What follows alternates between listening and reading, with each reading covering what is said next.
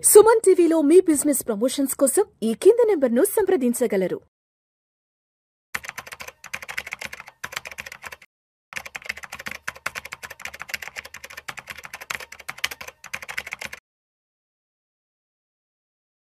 నమస్తే హర్ష. నమస్తే sir. Yes, welcome to Vishnu talks. Thank you.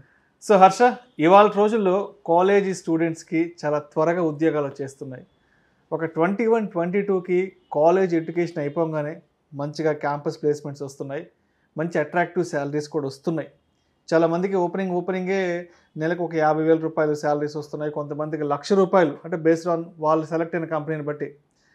అయితే ఈ నేపథ్యంలో ఏం జరుగుతుందంటే హర్ష, సరే 22-23 కల్లా జాబులు వచ్చేస్తున్నాయి, మంచి శాలరీ ప్యాకేజ్ వస్తుంది కదా అని చెప్పి చాలామంది ఏం చేస్తారంటే లైఫ్ని ఎంజాయ్ చేద్దాము, చిన్న వయసులోనే జాబ్ వచ్చేసింది, చేతి నిండా డబ్బులు, సంవత్సరానికి ఓ 15 లక్షలు, 16 లక్షలు, 18 లక్షల రూపాయల ప్యాకేజీలు వచ్చేస్తున్నాయి కాబట్టి సరే లైఫ్ ఎంజాయ్ చేద్దామని చెప్పి ఒక 5-6 సంవత్సరాలు అలా కాలగర్భంలో కలిపేస్తారు, ఎంజాయ్మెంట్ పేరుతో కాలగర్భంలో కలిపేస్తారు. అప్పటి వరకు ఎటువంటి ఫైనాన్షియల్ ప్లానింగ్ అనేది ఉండదు. ఏది 26, 27, 28 వరకు. సరే మొత్తానికి ఒక 30 సంవత్సరాల వయసు వచ్చాక అప్పుడు రియలైజ్ అవుతారు, అరే 30 వచ్చేసినాయే, పెళ్ళి కూడా అయిపోవస్తుంది, ఇంట్లో వాళ్ళు పెళ్లి సంబంధాలు చూస్తున్నారు, అండ్ మనకి త్వరలో మ్యారేజ్ కూడా కాబోతున్నట్టు కూడా 30 ఏళ్ళ వయసు వచ్చాక అప్పుడు రియలైజ్ అవుతుంటారు చాలామంది ఏదైనా మంచి ఇన్వెస్ట్మెంట్ చేయాలని.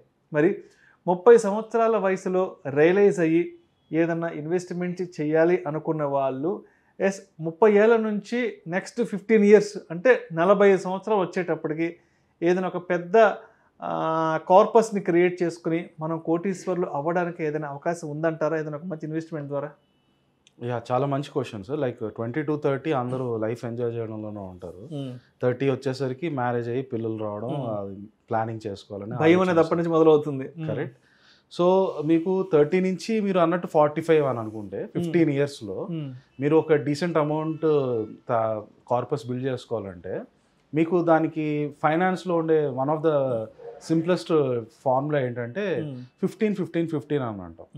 ఈ ఫార్ములాని అప్లై చేస్తే బేసిక్గా ఆ ఫార్ములా ఏం చెప్తుందంటే మనకి ప్రతి నెల 15,000 రూపాయలని మీకు వచ్చే శాలరీలో 15,000 రూపాయలని ఎక్కడైనా ఎస్ఐపిలో పెట్టాలి.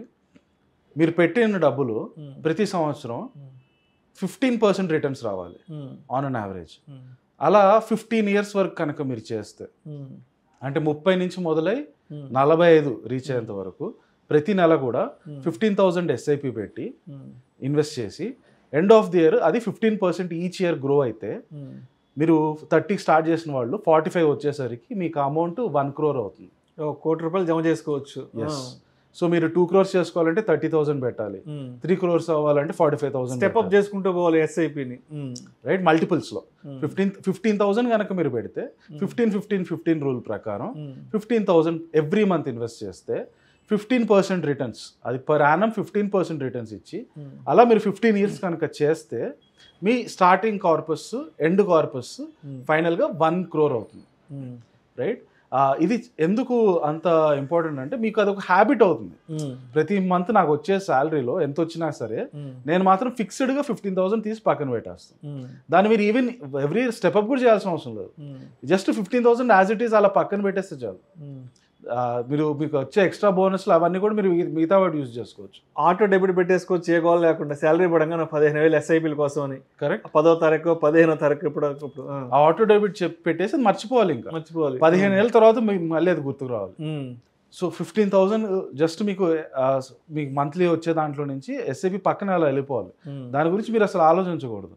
అలా మీరు 15 ఏళ్ళ తర్వాత చూసుకుంటే ఆ కార్పస్ మీకు 1 crore అవుతుందంటే ఇది అంతా ఏంటి, వితౌట్ మనం ఎటువంటి స్టెప్ అప్ చేయట్లేదు.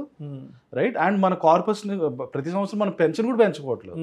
15,000ని యాజ్ ఇట్ ఈస్ 15% ప్రకారం 15 ఇయర్స్ పెట్టేసుకుంటే ఇమాజిన్ మీకు ఒక 50,000 శాలరీ వస్తుంది అనుకోండి, దాంట్లో నుంచి 15,000 దానికి వెళ్ళిపోతే 15 ఏళ్ళ తర్వాత అది ₹1 కోటి అవుతుంది. ఆ ₹1 కోటి నుంచి మీకు 6% వడ్డీ వచ్చింది అనుకోండి. బ్యాంక్లో ఫిక్స్డ్ డిపాజిట్ వేస్తే 6% వడ్డీ వచ్చింది అనుకోండి, అంటే 6% సంవత్సరానికి నెలకి వేసుకుంటే 50,000 అవుతుంది. మీరు ఈరోజు ఎంతైతే మీకు 50,000 సంపాదిస్తున్నారో ఈ 1 crore నుంచే మీకు అది జస్ట్ వడ్డీలో వస్తుంది 50,000.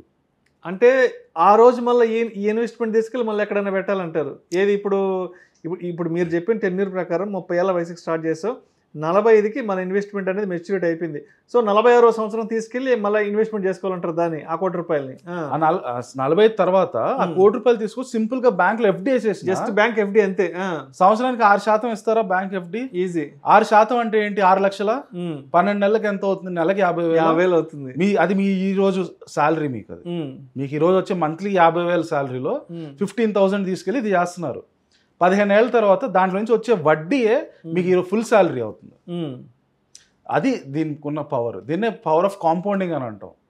సో మనం పెట్టే ఇన్వెస్ట్మెంట్లు అన్నీ కూడా చక్రవడ్డీ ప్రకారం పెరిగి ఈరోజు మీరు ఎంతైతే శాలరీ మీకు వస్తుందో ప్రతి నెల, అది జస్ట్ మీరు చేసిన సేవింగ్స్లో నుంచి వచ్చే వడ్డీ అంత అవుతుంది. వడ్డీ.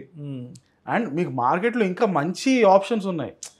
సంవత్సరానికి 12%, 15% తెచ్చుకోవడానికి మంచి ఇన్వెస్ట్మెంట్స్ ఉన్నాయి.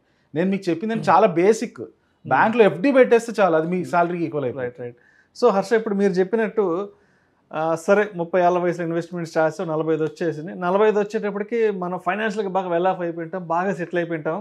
సరే మనం ఆ రోజుకి జమ చేసుకున్నటువంటి ఆ ₹1,00,00,000తో సరే మనకి ఇప్పుడు ఈ ₹1,00,00,000 ఏం అవసరం లేదు కదా, ఈ ₹1,00,00,000 తీసుకెళ్ళి మళ్ళీ ఇంకెక్కడైనా ఇన్వెస్ట్ చేద్దాం అనుకున్నప్పుడు అప్పుడున్నటువంటి బెస్ట్ ఇన్వెస్ట్మెంట్ ఆప్షన్ మనం ఏది తీసుకోవచ్చు? సో మీకు ఉండే ఇన్వెస్ట్మెంట్ ఆప్షన్స్ అన్నిట్లో కూడా మార్కెట్లో రిస్క్ ఆప్టిమైజ్ అంటే కొన్నిట్లో చాలా సేఫ్ ఉంటాయి. బ్యాంక్ ఎఫ్డి పెట్టారనుకోండి, మీకు అది సేఫెస్ట్. బ్యాంక్ ఎక్కడికి పోదు.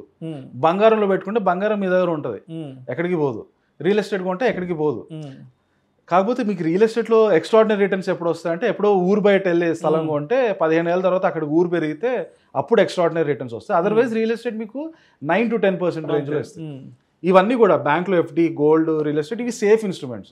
సేఫ్ కాబట్టి వాటి రిటర్న్స్ కూడా మీకు 7 to 10%, 12% మ్యాక్సిమం ఉంటుంది. కొంచెం ఎక్కువ రిటర్న్స్ రావాలంటే 12%, 13%. అట్ ద సేమ్ టైం మరీ బీభత్సమైన రిస్క్ ఉండకూడదు. ఎందుకంటే మీకు ఒక్కొక్క స్టాక్ సెలెక్ట్ చేసుకున్నారనుకోండి, అది చదివేదానికి అనలైజ్ చేసుకోవడానికి చాలా టైం పెట్టాలి, దాంట్లో రిస్క్ ఎక్కువ ఉంటుంది. ఇవన్నీ వద్దనుకుంటే సింపుల్గా నిఫ్టీ ఏదైతే మార్కెట్ ఇండెక్స్ ఉంటుందో, సెన్సెక్స్ కానీ నిఫ్టీ కానీ ETF అని ఉంటుంది.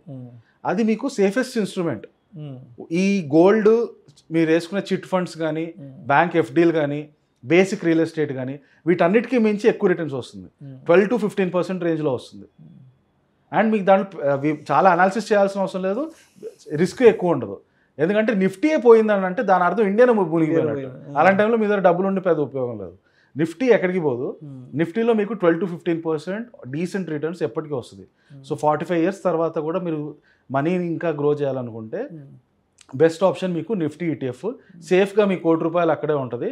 దాంట్లో నుంచి ఆన్ అండ్ యావరేజ్ 12 నుంచి 15% మీకు ప్రతి సంవత్సరం రిటర్న్స్ వస్తూనే ఉంటాయి. సో హర్ష, ఇప్పుడు మీరు చెప్పినట్టుగా 45 సంవత్సరాలు పూర్తయ్యేటప్పటికి ₹1,00,00,000 వచ్చేసాయి కదా. సరే ఆ రోజుకి ఇంకా ₹1,00,00,000 అవసరం లేదనుకొని ఇంకొక 15 years మళ్ళీ ఆ ₹1,00,00,000 తీసుకెళ్ళి మనం మ్యూచువల్ ఫండ్స్లో లంసమ్ ఇన్వెస్ట్మెంట్ కనుక చేసుకొని 60వ ఏట తీసుకుందాం అనుకుంటే అప్పటికి రిటర్న్స్ ఎట్లా ఉంటాయి? సో ఈ 1 crore యాజ్ ఇట్ ఈస్ లంసమ్గా మీరు మళ్ళీ ఇన్వెస్ట్ చేసేసి 15 years వరకు అసలు దాన్ని టచ్ చేయకుండా ఉంటే ప్రతి సంవత్సరం అక్కడ కూడా మళ్ళీ 15% రిటర్న్స్ మనం అనుకుంటే ఎండ్ ఆఫ్ దట్ 15 అంటే మీరు రిటైర్ అయ్యే టైం 60 ఏళ్ళు అప్పటికి 8 కోట్లు అవుతుంది. 8 కోట్లు? 1 కోటి 8 కోట్లు అవుతుంది 15 ఏళ్ళు. ఎంత CAGR అన్నారు? 15% CAGR. ఓకే.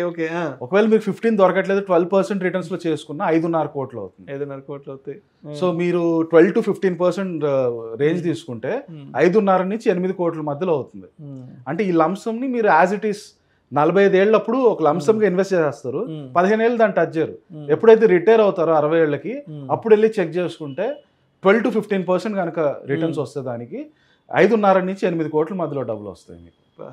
అండ్ మీకు అది ఎంటైర్ మీరు కంప్లీట్ రిటైర్మెంట్ ని అది మా చూసుకుంటారు. మీరు ఇంకా దాని తర్వాత మీకు ఎటువంటి డబ్బులు అవసరం లేదు. సో మొత్తానికి అంటే జాబ్ వచ్చిన తర్వాత 30 ఏళ్ళ వయసులో రియలైజ్ అయ్యి ఒక 15 సంవత్సరాల పాటు SIP ఇన్వెస్ట్మెంట్ చేసుకుంటే 15% చొప్పున నెలకు ₹15,000 లెక్కన ₹1,00,00,000 వస్తాయి.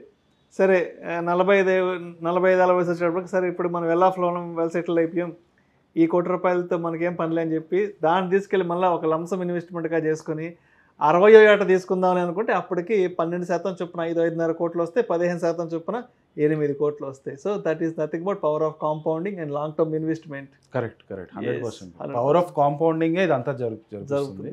మీరు కన్సిస్టెంట్ గా అది హ్యాబిట్ లా 15 ఏళ్ళు ప్రతి నెల 15,000 పక్కన పెట్టేస్తే that will do wonders for you. మీరు చెప్పినట్టు 5.5 కోట్లు అవ్వచ్చు లేదా 8 కోట్లు కూడా అవ్వచ్చు. అంటే పెద్ద వాళ్ళు చెప్తుంటారు, మనం నిద్రపోతున్నా సరే మన డబ్బు మన కోసం పనిచేయాలంటారు. ఇదే అంతే కదా. Exactly right. Thank you so much Harsha. Thank you.